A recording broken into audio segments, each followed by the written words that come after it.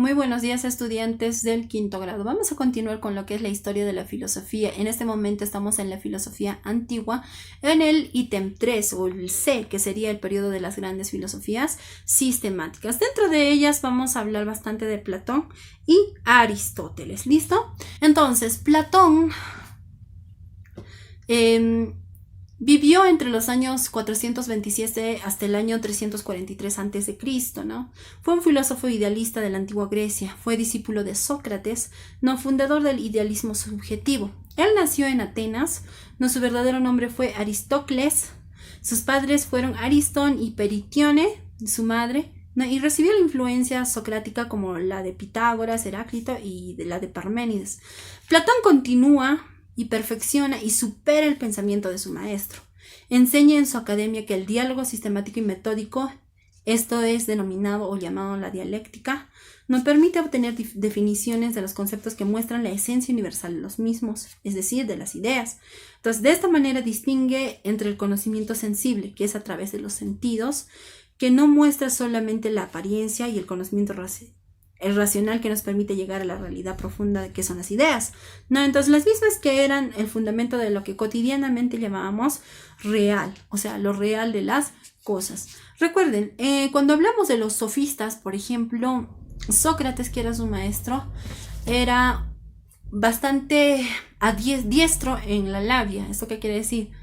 Tenía buenos argumentos y usando su técnica, que sería la mayéutica, lograba sacar estas ideas del mismo autor, ¿no? En cambio, Platón ya lo hacía de manera sistemática, donde la labia no era tan importante, sino la forma en cómo lo hacía surgir las ideas.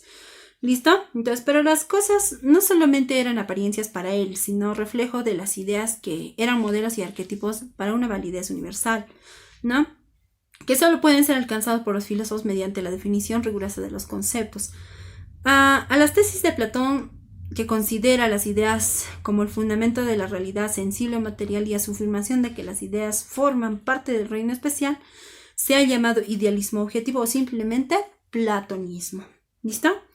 Entonces, lo primero de su juventud, el Critón, la Apología, narra el proceso y la muerte de Sócrates. El Eutrifón también. Entonces, dentro de su adultez, el Protágoras, el Gorgias, el Eutudemos sobre los sofistas, el Fedón sobre la inmortalidad del alma, ¿no? El Banquete acerca del amor, el Fedro sobre la teoría del alma, la República sobre la sociedad justa y la idea del Estado, el Teteto sobre el conocimiento, y el Parménides, el más importante de los diálogos, el sofista y el político. De la vejez podemos rescatar el Timeo, el Fileo y las leyes. Posiblemente la República es la obra más completa de Platón, y además es el primer tratado de filosofía política en el que se diseña una organización social de un estado ideal en el que existiría la propiedad privada.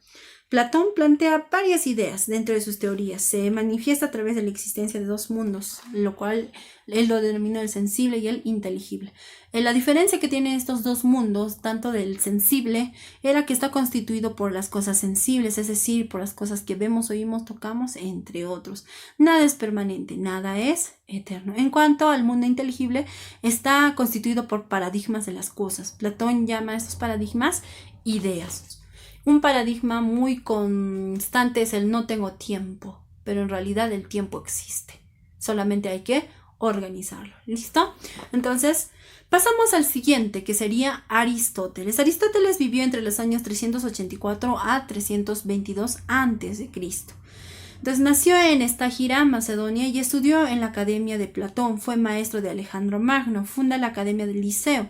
Sus clases las daba paseando en los bosquecillos del liceo. Por eso lo llamaron las clases peripatéticas, ¿no? Fue un filósofo racionalista y al mismo tiempo naturalista. Pensador que acepta la existencia de una causa material o una sustancia, y a la vez que una de estas causas es la ideal. Es el primer moto.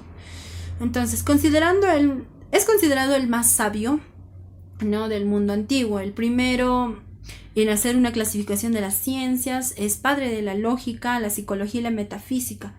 Aristóteles fue llamado frecuentemente en el Estargirita, ¿no? Y abordó casi todos los temas del saber humano con gran profundidad y precisión.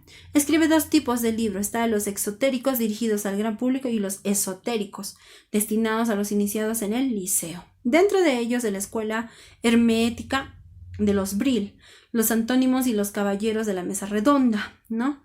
Este insigne filósofo un poquito iba en contra de su maestro Platón y comienza desconfiando de la dialéctica como un método del conocimiento, ya que considera que era necesario un instrumento y un órgano que permitiera el logro de un conocimiento científico, demostrativo y verdadero para lograr esta finalidad.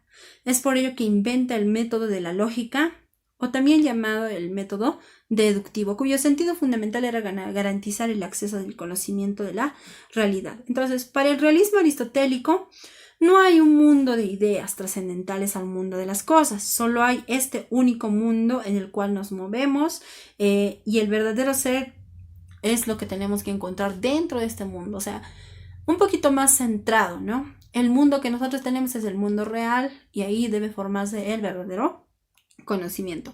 Es por ello que el verdadero objetivo, el objeto de la metafísica o filosofía, es el estudiar la cosa como cosa, ¿no? Dice la metafísica que es la ciencia que estudia el ente cuanto ente, es decir, ¿cómo sabemos que una cosa es una cosa, ¿no? Y en teoría del conocimiento se reconoce el papel importante que juegan tanto los sentidos como la inteligencia. Decía, no hay nada en el intelecto que no haya estado antes en los sentidos. Entonces, Aristóteles define la filosofía como una ciencia teórica, en realidad, de los primeros principios y las primeras causas. Sus obras más conocidas fueron El órgano, conformado por 5 libros. No está la metafísica, que es la filosofía primera. No, está la política, el tratado del alma, la física de ánima, la ética y ética a Nicoman. Entonces, Aristóteles era del que era más realista dentro de los filósofos, ¿no? Y ahí nace lo que nosotros denominamos el periodo de los grandes filósofos sistemáticos o las filosofías sistemáticas, las cuales hasta la actualidad todavía las conocemos. Recuerden, Platón y Aristóteles han sido eruditos en varias materias, ¿no? Y a partir de ello forman también parte de lo que es la filosofía. La filosofía siempre va a estar involucrado dentro del campo de la ciencia. Muy bien. No olviden anotar los puntos que les parecen importantes de cada uno de los que estamos desarrollando, ¿no? Y nos vemos a la siguiente clase. Por favor, agreguen imágenes tanto de Platón como de Aristóteles.